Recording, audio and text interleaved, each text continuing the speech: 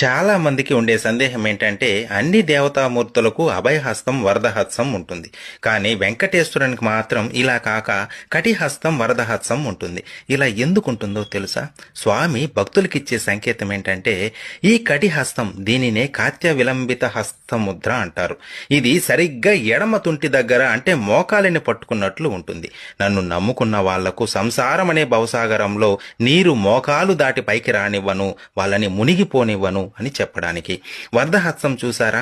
ఇది సరిగ్గా పాదాలను చూపుతుంది. నా పాదాలను నమ్ముకున్న వాళ్ళకి వాళ్ళ భారాన్ని నేనే మోస్తాను అని చెప్పడానికి. చూడండి ఈ హస్తాల వెనక ఎంత అర్థం ఉందో. ఇంకో రహస్యం ఏంటంటే మనం చూసే శ్రీనివాసుడి రూపాలలో శంఖం చక్రం స్వామివారి భుజాలపై ఉన్నట్లు ఉంటాయి. కానీ నిజమేమిటంటే స్వామివారికి 2 హస్తాలే కాక ఇంకో 2 హస్తాలు ఉంటాయి.